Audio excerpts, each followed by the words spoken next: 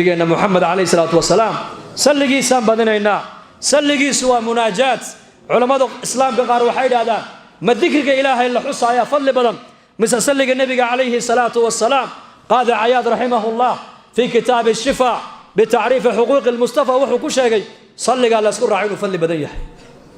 ما الدليل على ذلك بالغيري وحيد هذا العلماء فقهاء هذا هاي إلهي النورانية دوسي سبحان الله مركات تراديد بالنبي يقولي geed baa jannada lagaaga beeraa alxamdulillah markaad tiraadid geed baa jannada lagaaga beeraa laa ilaaha illa allah markaad tiraadid geed baa jannada lagaaga beeraa allahu akbar markaad tiraadid geed baa jannada lagaaga beeraa walaakiin salliga nabiga u soo noqo man salla alayya salatan waahida sallallahu alayhi biha 10 marrat ninka aniga mar igu salliya buu nabigu yiri ee ilaahay naxariisiyo darajad ii weydiiya isagana 10 jeer buu ilaahay u naxariistaa geed jannada lagaaga beeray iyo 10 jeer ilaahay ku naxariisantiga fadli badan